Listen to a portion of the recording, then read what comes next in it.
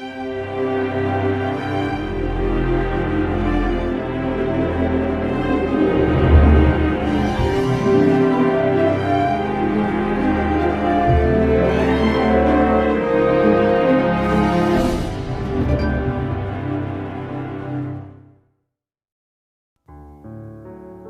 Samuel 27.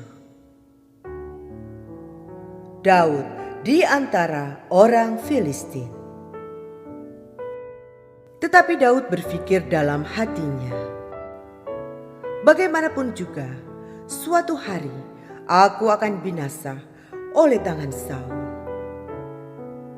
Jadi tidak ada yang lebih baik bagiku selain meluputkan diri dengan segera ke negeri orang Filistin.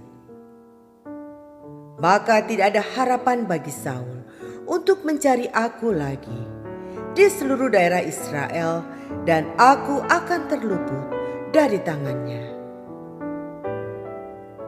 Bersiaplah Daud, lalu berjalan ke sana. Ia dan ke-600 orang yang bersama-sama dengan dia itu kepada Akhis bin Maok, raja kota Gad. Daud dan semua orangnya menetap pada Akhis di Gad, masing-masing dengan rumah tangganya. Daud dengan kedua orang istrinya, yakni Ahinoam perempuan Yizril, dan Abigail bekas istri Nabal perempuan Karmel. Setelah diberitahukan kepada Saul bahwa Daud telah melarikan diri ke Gad, ia tidak lagi mencarinya. Berkatalah Daud kepada Akhis, "Jika kiranya aku mendapat belas kasihan-Mu, biarlah diberikan kepadaku tempat di salah satu kota di tanah datar, supaya aku tinggal di sana. Mengapa hamba-Mu ini tinggal padamu di kota kerajaan ini?" Maka pada hari itu Akhis memberikan Ziklag kepadanya. Itulah sebabnya Ziklag menjadi kepunyaan raja-raja Yehuda sampai sekarang. Dan lamanya Daud tinggal di daerah orang Filistin adalah 1 tahun 4 bulan. Maka Daud dan orang-orangnya bergerak maju dan menyerbu orang Gesur, orang Girzi, dan orang Amalek. Sebab orang-orang inilah penduduk negeri itu yang membentang dari Telam ke arah Syur sampai tanah Mesir. Apabila Daud memusnahkan negeri itu, seorang pun tidak dibiarkannya hidup, baik laki-laki maupun perempuan. Ia merampas kambing domba, lembu, keledai, unta, dan pakaian. Kemudian pulanglah ia dan kembali kepada Akhis. Jika Akhis bertanya, "Di mana kamu menyerbu pada hari ini?" Maka jawab Daud, "Di tanah Negeb Yehuda," atau "Di tanah Negeb orang Yerahmeel," atau "Di tanah Negeb orang Keni." Daud tidak membiarkan hidup seorang pun, baik laki-laki maupun perempuan, untuk dibawa ke Gad.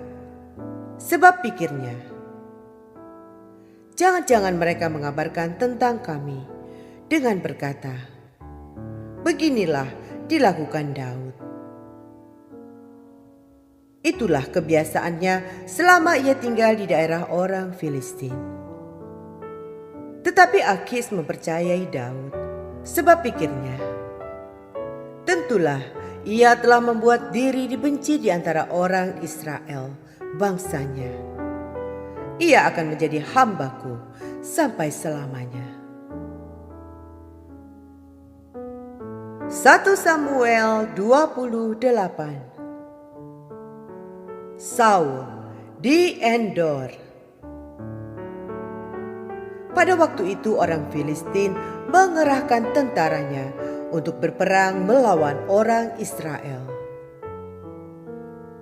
Lalu berkatalah Akhis kepada Daud, "Ketahuilah baik-baik bahwa engkau beserta orang-orangmu harus maju berperang bersama-sama dengan aku dalam tentara." Jawab Daud kepada Akhis, "Baik, engkau akan tahu apa yang dapat diperbuat hambamu ini." Lalu Akhis berkata kepada Daud, "Sebab itu aku mengangkat engkau menjadi pengawalku sendiri sampai selamanya." Adapun Samuel sudah mati. Seluruh orang Israel sudah meratapi dia dan mereka telah menguburkan dia di Rama, di kotanya. Dan Saul telah menyingkirkan dari dalam negeri para pemanggil arwah dan roh peramal. Orang Filistin itu berkumpul, lalu bergerak maju dan berkemah dekat Sunem. Saul mengumpulkan seluruh orang Israel, lalu mereka berkemah di Gilboa. Ketika Saul melihat tentara Filistin itu, maka takutlah ia dan hatinya sangat gemetar. Dan Saul bertanya kepada Tuhan, tetapi Tuhan tidak menjawab dia, baik dengan mimpi, baik dengan Urim, baik dengan perantaraan para nabi. Lalu berkatalah Saul kepada para pegawainya, "Carilah bagiku seorang perempuan yang sanggup memanggil arwah. Maka aku hendak pergi kepadanya dan meminta petunjuk kepadanya." Para pegawainya menjawab dia, "Di Endor ada seorang perempuan yang sanggup memanggil arwah." Lalu menyamarlah Saul. Ia mengenakan pakaian lain dan pergilah ia dengan 2 orang. Ketika mereka pada malam itu sampai kepada perempuan itu, berkatalah Saul, "Cobalah engkau menenung bagiku dengan perantaraan arwah, dan panggillah supaya muncul kepadaku orang yang akan kusebut kepadamu." Tetapi perempuan itu menjawabnya, "Tentu engkau mengetahui apa yang diperbuat Saul, bahwa ia telah melenyapkan dari dalam negeri para pemanggil arwah dan roh peramal.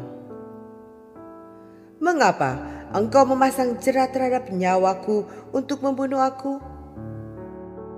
Lalu bersumpahlah Saul kepadanya demi Tuhan, katanya, "Demi Tuhan yang hidup, tidak akan ada kesalahan tertimpa kepadamu karena perkara ini."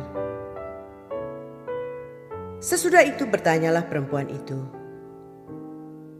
"Siapakah yang harus kupanggil supaya muncul kepadamu?"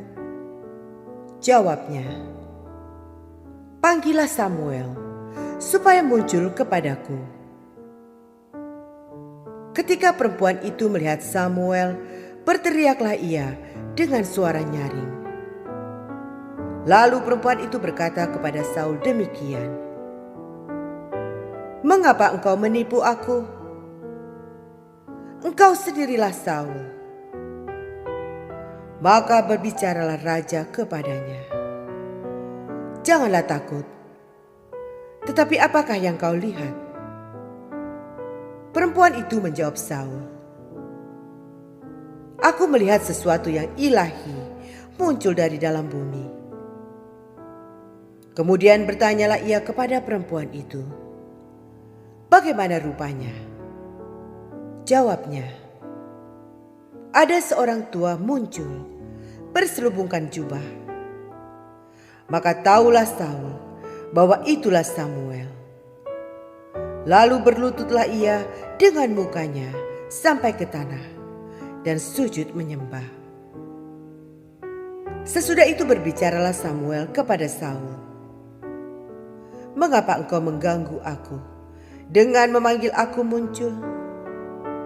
Kata Saul, "Aku sangat dalam keadaan terjepit. Orang Filistin berperang melawan aku, dan Allah telah undur daripadaku." Ia tidak menjawab aku lagi, baik dengan perantaraan nabi maupun dengan mimpi. Sebab itu aku memanggil engkau, supaya engkau memberitahukan kepadaku apa yang harus kuperbuat. Lalu berbicaralah Samuel,